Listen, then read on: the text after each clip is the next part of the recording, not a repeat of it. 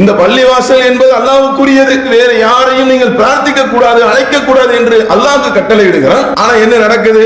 மௌலூது என்கின்ற பேரில அது ஒரு பாட்டு, அது ஒரு குப்பை, அரபியில உள்ளது, அவ்வளவுதான். ஆனா அதில் வரக்கூடிய அந்த வார்த்தைகள் என்பது இறைவனுக்கு இணை வைக்கக்கூடிய அந்த வாசகங்கள் நிறைந்திருக்கிறது. அப்ப இது மாதிரி எல்லாம் நம்மளுடைய சகோதரர்கள், நம்மளுடைய சகோதரிகள் அறியாமையின் காரணத்தினால் இப்படி செய்கின்றார்களே, இதனுடைய நிலை என்ன தெரியுமா? சிறுக்கு என்பது மிகப்பெரிய அநியாயம். ரசூலுல்லாஹ்ட்ட ஒரு நபி தோழர் கேட்கிறாங்க, அல்லாஹ்வுடைய தூதர் அவர்களே, இறைவனுக்கு செய்யக்கூடிய மிகப்பெரிய ஒரு பாவம் என்ன அப்படின்னு நபி தோழர் கேட்கிறாங்க. அல்லாஹ்வுடைய தூதர் சொல்றாங்க, அல்லாஹ் உன்னை படைத்திருக்க நீ அவனுக்கு இணை வைக்கிறல்ல, அதுதான் மிகப்பெரிய பாவம். மிகப்பெரிய பாவம் என்று அல்லாஹ்வுடைய தூதர் சொல்றாங்க. இதனுடைய ரிசல்ட் என்ன அப்படின்னு பாத்தீங்கன்னா, ஃபகத் ஹர்ரமல்லாஹு அலைஹில் ஜன்னah. அல்லாஹ் சொல்லிட்டான். மத்த விஷயங்களுக்காவதுங்க நம்ம மனிதன் என்ற அடிப்படையில செய்யக்கூடிய அந்த பாவங்களுக்கு இறைவன் நாடினால் நம்மை மன்னித்து ஒரு கட்டத்தில் என்ன செய்வான்? சொர்க்கத்துக்கு செல்வதற்கு வாய்ப்பு இருக்கிறது மார்க்கம் சொல்லுகிறது. ஆனால் இணை வைத்தால் மிகப்பெரிய அநியாயம் என்று திருமறை குர்ஆன் சொல்லுகின்ற, மிகப்பெரிய பாவம் என்று அல்லாஹ்வுடைய தூதர் சொல்லுகின்ற அந்த செயலை செய்தால் அல்லாஹ் டிக்ளேர் பண்றான், சொர்க்கம் என்பது அவர்களுக்கு விலக்கப்பட்டு விட்டது, தடை செய்யப்பட்டது. கண்ணியத்துக்குரிய எல்லாம் வல்ல அல்லாஹ்வின் நல்லடியார்களே, அல்லாஹ் ரப்பல் ஆலமீன் நம் மீது கடமையாக்கி இருக்கின்ற இந்த ஜும்மாவுடைய நாளில் அதை நிறைவேற்றுவதற்காக நாம் அனைவரும் இங்கே ஒன்று குழும்பியிருக்கும் இந்த சந்தர்ப்பத்தில் சிந்தித்து செயல்படுவோம் என்கின்ற தலைப்பின் கீழே ஒரு சில செய்திகளை நாம் அறிந்து கொள்ள இருக்கிறோம். எதை குறித்து சிந்திக்க வேண்டும் அப்படின்னா, அல்லாஹ் ரப்பல் ஆலமீன் மிகப்பெரிய பாக்கியமாக பகுத்தறிவு மார்க்கமாக இருக்கக்கூடிய இந்த இஸ்லாமிய மார்க்கத்தை நமக்கு தந்திருக்கிறான். இதை பெற்றிருக்கக்கூடிய நாம் அனைவரும் அந்த மார்க்க அடிப்படைகளை சரியான முறையில் உணர்ந்து அதை நம்மளுடைய வாழ்க்கையில் கடைபிடிக்கக்கூடியவர்களாக இருக்கின்றோமா என்பது முதல் செய்தி. நம்மளுடைய வணக்க வழிபாடுகள் எப்படி செல்கின்றது என்பதை குறித்தும், அதே போல நம்மை அல்லாஹ் ஏன் படைச்சான், எதற்காக அல்லாஹ் நம்மளை படைச்சிருக்கிறான் என்பதை குறித்தும், நம்மளுடைய வாழ்க்கையில அர்ப்பணிப்பு இருக்கிறதா, மார்க்கத்திற்காக, மார்க்க பணிகளுக்காக அர்ப்பணிப்பு இருக்கிறதா, தியாகம் இருக்கிறதா, இந்த மார்க்கத்தை அறிந்து கொள்ள வேண்டும் என்கின்ற ஆர்வம் நமக்கு இருக்கிறதா, அதற்காக நம்மளால நேரத்தை ஒதுக்க முடிகிறதா, இப்படி நம்ம சொல்லிக்கொண்டே போகலாம். நாம சிந்திக்க வேண்டிய விஷயம் என்பது ஆயிரம் இருக்கிறது. ஆனா இருந்தாலும் ஒரு குறிப்பிட்ட நேரத்துல ஒரு அளவு தானே நம்மளால யோசிக்க முடியும். அப்ப மிக குறிப்பாக அல்லாஹ் ரப்பல் ஆலமீன் இந்த மனித சமுதாயத்தை நம்மை ஏன் படைத்தேன் என்று இறைவன் சொல்லுகிறான். வமா கலத்துல் ஜின்ன வல் இன்ஸ இல்லா லியஅபுதூன். ஜின்களையும் ஜின் வர்க்கத்தையும் மனித இனத்தையும் என்னை வணங்குவதற்கு தவிர வேறு எதற்காகவும் நான் படைக்கவில்லை அப்படின்னு அல்லாஹ் டிக்ளேர் பண்றாங்க. திருமறை குர்ஆனுடைய வசனம். அல்லாஹ் என்ன சொல்றான்னா, என்ன நீங்க வணங்கணும், அதுக்காகத்தான் உங்களை படைச்சிருக்கிறேன். அப்ப இந்த அடிப்படையை வைத்துக் கொண்டு நம்மை நாம சிந்திக்க வேண்டும். இதுல ரெண்டு விஷயம் இருக்கு. ஒன்னு, அல்லாஹ் என்ன சொல்றான், என்னை நீங்கள் வணங்க வேண்டும் என்கின்ற அந்த வார்த்தையில என்னை தவிர வேற யாரையும் வணங்கக்கூடாது என்கின்ற அந்த அர்த்தமும் அந்த பொருளும் அதுல இருக்கிறது. அப்ப நம்மளுடைய வணக்க வழிபாடு எப்படி இருக்கிறது? இதுல இன்னொரு முக்கியமான விஷயம் என்னன்னு பாத்தீங்கன்னா, வணக்கம் என்பது என்ன? அதாவது ஒட்டுமொத்தமாக நம்மளுடைய ஒட்டுமொத்த செயல்பாடும் அல்லாஹ் சொன்னதற்கு ஏற்ப நம்ம கட்டுப்பட்டு நடக்கிறோம். பாத்தீங்களா? நாம படைத்த இறைவன் சொல்லுகின்ற அந்த சொல்லுக்கு கட்டுப்பட்டு நடக்கும் போது ஒட்டுமொத்த வாழ்க்கையும் வணக்கமாக மாறிவிடும். அல்லாஹ் திருமறை குர்ஆன்ல சொல்றான், நபியே நீங்க இப்படி சொல்லுங்க. என்ன சொல்லணுமா? என்னுடைய தொழுகை, என்னுடைய வணக்க வழிபாடுகள், என்னுடைய வாழ்வு, என்னுடைய மரணம் அனைத்துமே லில்லாஹி ரப்பில் ஆலமீன், அல்லாஹ்வுக்கு உரித்தானது.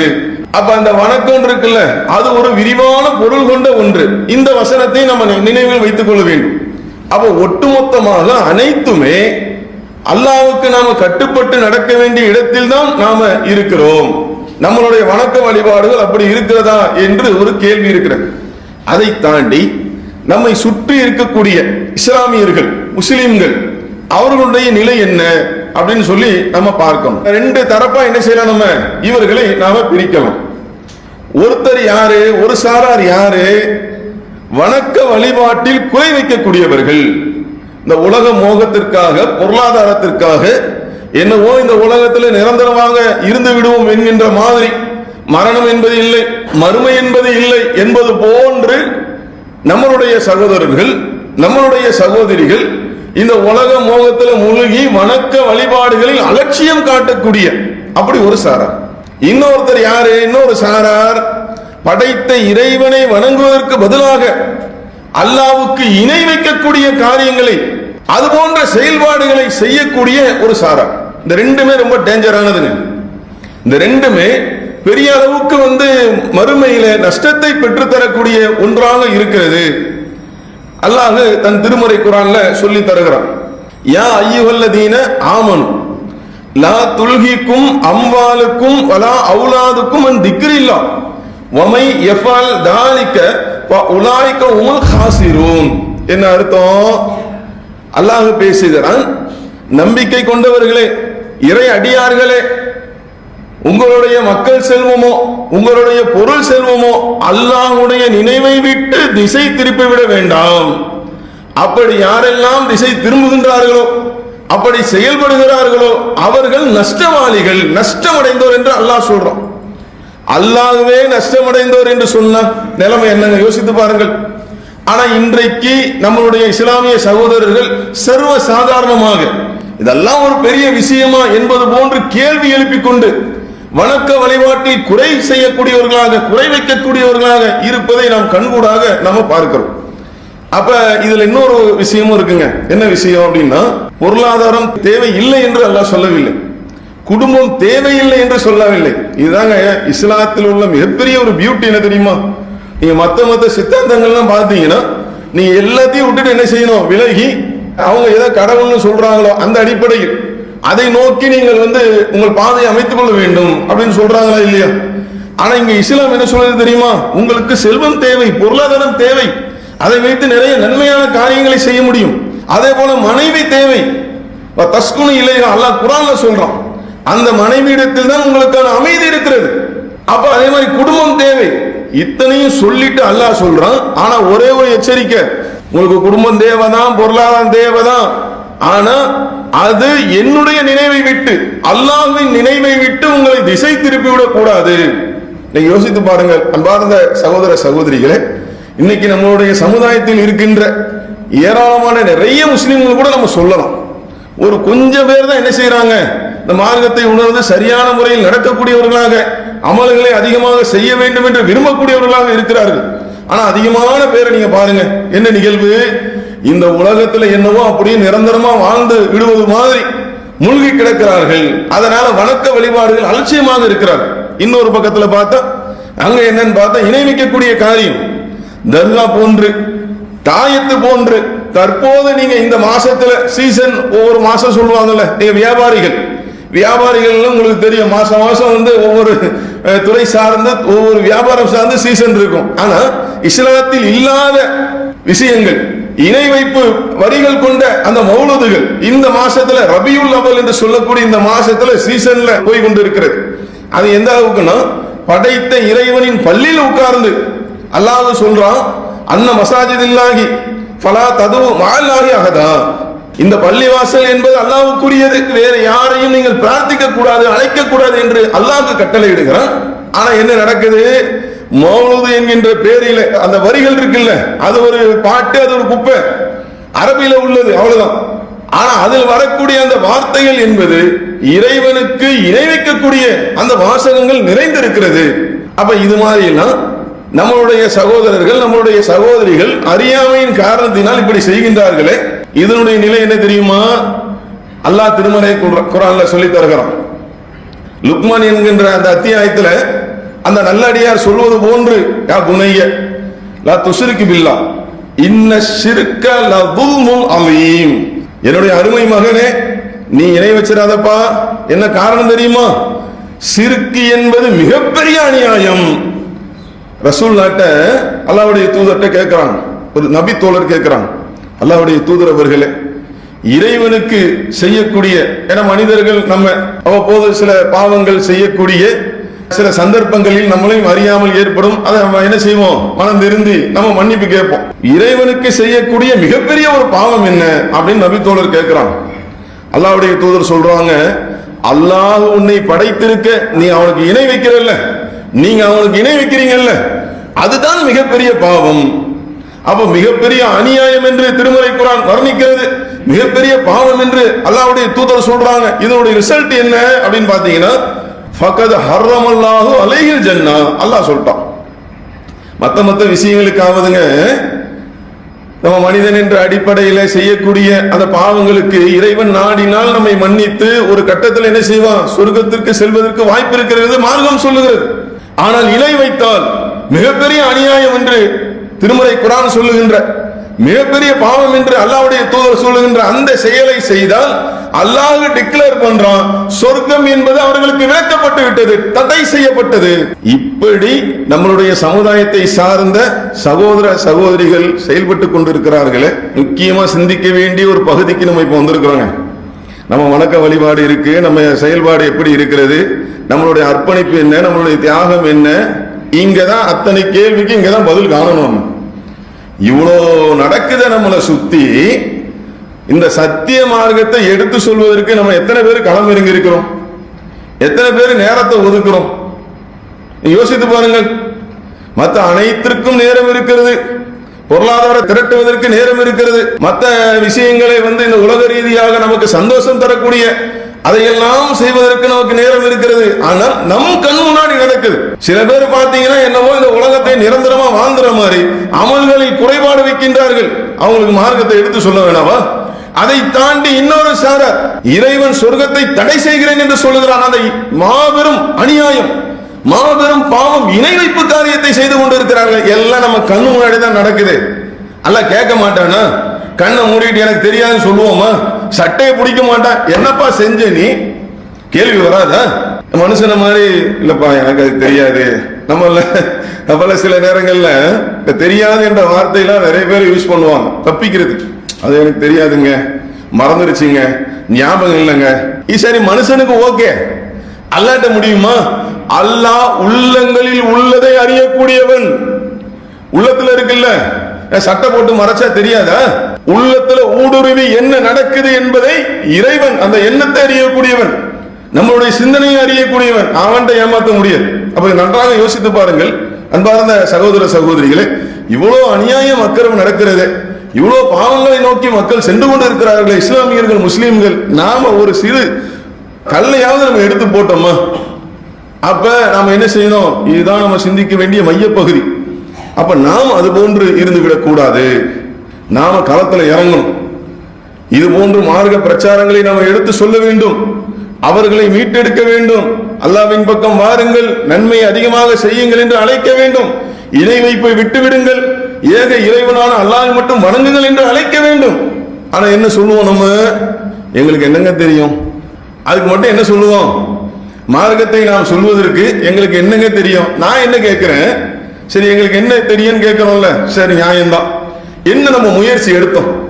நாம மார்க்கத்தை சொல்றதுக்கு, மார்க்கத்தை படிக்கிறதுக்கு, அது திருமறை குர்ஆன்ல அது சம்பந்தமான வசனங்களை அறிந்து கொள்வதற்கு, நபிகள் நாயகம் ஸல்லல்லாஹு அலைஹி வஸல்லம் அவங்களுடைய போதனைகளை புரிந்து கொள்வதற்கு எல்லா முயற்சியும் எடுத்துட்டு எனக்கு வரலன்னு சொன்னா அது வேற. எந்த ஒரு முயற்சியும் செய்யாம நம்ம மற்ற விஷயம் கத்துக்கலையாங்க உலகத்துல. இன்னைக்கு நம்ம அப்பாவி மாதிரி சொல்றோம்ல, எங்களுக்கு என்னங்க தெரியும், நாங்க 7 வருஷம் படிச்சிருக்கிறோமா, 4 வருஷம் படிச்சிருக்கிறோமா, 3 வருஷம் படிச்சிருக்கிறோமா. இன்னைக்கு நின்று நம்ம பேசுறோம்லங்க. இது போன்ற பயிற்சி வகுப்புகளில், நாளை பயிற்சி வகுப்புகள், பயிற்சி எடுத்த அடிப்படையில் தான் இன்றைக்கு இன்று பேசிக் கொண்டிருக்கிறோம். அல்லாஹ்வுடைய மிகப்பெரிய அருளை கொண்டு நாம என்ன முயற்சி பண்ண சொல்லுங்க. அப்ப முயற்சி செய்துவிட்டு முடியல அப்படின்னா அது வேற. அப்ப நாம அல்லாஹ்வுடைய அருளை கொண்டு நாம முயற்சிக்க வேண்டும். இதுக்கு உதாரணமாக அன்பார்ந்த சகோதர சகோதரிகளே, அதாவது உமர் ரலியல்லாஹு அன்ஹு அவங்களுடைய தோழர் 2 பேரும் சேர்ந்து என்ன செய்யறாங்க தெரியுமா? ரசூலுல்லாஹ்வுடைய அந்த சபைக்கு, அல்லாஹ்வுடைய தூதருடைய அந்த சபைக்கு முறை வைத்து செல்கிறார்கள். எப்படி? ஒரு நாள் இவர் வியாபாரத்துக்கு போகணும். யாரு? உமர் ரலியல்லாஹு அன்ஹு. அவங்களுடைய தோழர் அங்க போவார், மார்க்கத்தை அறிந்து கொண்டு இவங்களுக்கு சொல்லுவாங்க. அடுத்த நாள் இவங்க தோழர் சபைக்கு செல்ல வேண்டும். அவர் மார்க்கத்தை அறிந்து கொண்டு உமர் ரலியல்லாஹு அவங்களுக்கு சொல்லணும். எப்படிப்பட்ட தியாகம் பாருங்க, எப்படிப்பட்ட ஆர்வம் பாருங்க. அப்படின்னா என்ன அர்த்தம்? மாசத்துல 15 நாள் இவர் வேலைக்கு போவார், மாசத்துல 15 நாள் அல்லாஹ்வுடைய தூதருடைய சபையில் இருப்பார். அப்படி சொல்றோமா? அந்த மாதிரி செய்ய வேண்டிய அவசியம் இன்றைக்கு இருக்கிறதா? யோசித்து பாருங்கள், எப்படி முடிஞ்சது அவங்களால. அவங்க என்ன செஞ்சாங்க? நம்ம மறுமை நம்ம சொல்றோம்ல, அதை வலுவாக நம்பினார்கள், உறுதியாக நம்பினார்கள். நாம் இது போன்று செய்து மார்க்கத்தை அறிந்து மக்களுக்கு சொல்லி அதன் மூலமாக ஏராளமான நன்மையை சம்பாதித்து அந்த மறுமையில் வெற்றி பெற வேண்டும் என்று விரும்பினார்கள். அதனால முடிஞ்சது. யோசித்து பாருங்கள், நம்ம வாழ்க்கை இப்படியே போயிருமா? முடியாதா? முடியக்கூடிய சந்தர்ப்பத்திலும் என் கடை, என் பொருளாதாரம், என் வியாபாரம், இதுலயே உயிர் பிரிஞ்ச என்ன ஆகும்னு கேட்கிறேன். பொருளாதாரம் தேவையில்லை நான் பேசலங்க, நம்ம முன்னாடி அதுக்கு ஆதாரம் வசனத்தெல்லாம் சொல்லிட்டேன். பொருளாதாரம் என்பது தேவை, அதுல மாற்று கருத்து இல்லை. இதுலயே மூழ்கி கிடப்பது தேவையில்லை. கொஞ்சம் வெளியில வரணும் இல்ல, மறுமையை கொஞ்சம் பார்க்கணும் இல்ல, உலகத்தோட நீ முடியலையே. அப்ப நம்ம ஹதீஸ்ல பார்க்கும்போது 15 நாள் என்ன செஞ்சிருக்காங்க, சென்று இருக்கிறார்கள் என்று சொன்னால் நாம முடிஞ்ச அளவு என்ன செய்யணும்? நாம அதற்குரிய நன்மை அடைவதற்கு, அந்த மார்க்கத்தை தெரிந்து கொள்வதற்கு முயற்சி செய்ய வேண்டும். அதுல இன்னொரு விஷயங்க, அந்த நன்மையை நிறைய பேர் தெரியாம இருக்கிறாங்க. மார்க்க சபையில அமர்ந்து கொள்வதற்கும் மார்க்கத்தை அறிந்து கொள்வதற்கும் அதை தெரிஞ்சு பிரச்சாரம் செய்யும் போது அதற்கு ஏற்படக்கூடிய அந்த நன்மை இருக்கு பாருங்க, நிறைய பேர் அதை தெரியாமல் இருக்கிறார்கள். இப்ப இன்னைக்கு எல்லாரும் நம்ம ஜிம்மாவுக்கு வந்திருக்கிறோம். என்ன காரணம்? நம்ம எல்லாருக்கும் தெரியும், நம்ம ஜிம்மாவுக்கு போகும்போது அந்த உரையை கேட்கும் போது இது நம்ம மீது கடமை, இதுல ஏராளமான நன்மை இருக்கிறது. சரி, அல்ஹம்துலில்லாஹ், மாற்று கருத்து இல்லை. இது இல்லாத வேற சபை இருக்குல்ல, மார்க்கத்தை அறிந்து கொள்ளக்கூடிய, மார்க்கத்துக்கு புறம்பான சபையை நம்ம நிராகரிக்க வேண்டும், புறக்கணிக்க வேண்டும். மார்க்க சபை இருக்குல்ல, அதில் போய் உட்கார்ந்தா நன்மை இல்லையா? அதிகமான நன்மை இருக்கிறது. பாக்கியமிக்கவர்கள் என்று அல்லாஹ் சொல்லக்கூடிய அந்த வார்த்தை இருக்கிறது. நபிகள் நாயகம் ஸல்லல்லாஹு அலைஹி வஸல்லம் சொல்றாங்க, ஒரு இடத்துல இறை நம்பிக்கையாளர்கள் ஒன்று கூடி அல்லாஹ்வை போற்றி புகழ்ந்து அவனை பற்றி பேசி திருமறை குர்ஆனை ஒருவருக்கு ஒருவர் பயிற்சித்து கொடுத்து இது மாதிரி எல்லாம் நடக்கக்கூடிய அந்த சபையை வானவர்கள் தங்களுடைய இறகுகளால் சூழ்ந்து கொள்கிறார்கள். எப்படிப்பட்ட அருள் பாருங்க! எல்லாத்தையும் நம்ம விட்டுட்டு உட்கார்ந்து இருக்கிறாங்க. உலகம் காசு பணம் அதுதான் வேதனையா இருக்கிறது. நிறைய சகோதரர்கள் இந்த நன்மை இழந்து கொண்டு இருக்கிறார்கள், இந்த வாக்கியத்தை இழந்து கொண்டு இருக்கிறார்கள். வானவர்கள் என்ன செய்வாங்களாம்? தங்களுடைய இறக்கைகளால் சூழ்ந்து கொள்வார்கள். அதை தாண்டி அந்த சபை முடிந்த பிறகு அந்த வானவர்கள் மேலேறி செல்வார்களாம். அல்லாஹ்வுக்கும் வானவர்களுக்கும் நடைபெறக்கூடிய உரையாடலை அல்லாஹ்வுடைய தூதர் சொல்றாங்க, என்னுடைய அடியார்களை நீங்கள் எந்த நிலையில் விட்டு வந்தீர்கள்? யா அல்லாஹ், அவர்கள் உன்னை வணங்கக்கூடியவர்களாக, உன்னை போற்றக்கூடியவர்களாக, உன்னை பெருமைப்படுத்தக்கூடியவர்களாக, அப்படிப்பட்ட நிலையில் தான் நாங்க விட்டுட்டு வந்தோம் யா அல்லாஹ் அப்படின்னு இவங்க சொல்லுவாங்க. சொன்ன பிறகு அல்லாஹ் கேட்பான், அவங்க என்னட்ட என்ன எதிர்பார்க்கிறாங்க? இறைவா, உன்னுடைய மன்னிப்பை எதிர்பார்க்கிறார்கள், உன்னிடத்தில் சொர்க்கத்தை எதிர்பார்க்கிறார்கள், உன்னுடைய நரகத்தை விட்டு அவர்கள் பாதுகாப்பு தேடுகிறார்கள் யா அல்லாஹ் என்று சொல்லும் பொழுது, நீண்ட செய்திங்க, நான் சுருக்கி சொல்றேன் நேரத்துக்காக. அப்ப அல்லாஹ் சொல்லுவானா, அவர்களை நான் மன்னித்து விட்டேன், இதற்கு உங்களையே நான் சாட்சியாக்குகிறேன் என்று அல்லாஹ் சொல்லும் போது, நல்ல கவனிங்க அன்பார்ந்த சகோதரர்களே, நாம் நினைப்பது போன்று இன்னைக்கு அப்படி ஒரு சிந்தனை இருக்குங்க. நம்ம எல்லாம் பிஸி, நம்ம எல்லாம் வியாபாரம், நம்ம எல்லாம் தொழில இருக்கிறோம், வேலையற்றவர்கள் உட்கார்ந்து பேசக்கூடியது மார்க்க சபை நம்ம மண்டையில ஒரு சில பேருக்கு பிக்ஸ் ஆயிடுச்சு. அல்லாஹ் காப்பாத்தும், நாங்க ரொம்ப பிஸிங்க அப்படி நினைக்கிறாங்கல்ல. நன்மை இழந்து கொண்டு இருக்கிறீர்கள், பாக்கியத்தை இழந்து கொண்டு இருக்கிறீர்கள். தெளிவா சொல்ல முடியும்.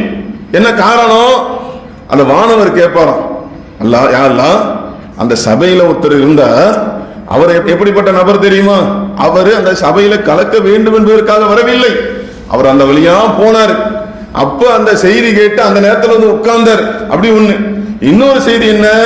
அந்த சபையில் இருக்கக்கூடிய ஒரு நபர் நிறைய பாவங்களை செய்த நபர், அவருக்கும் மன்னிப்பு உண்டா?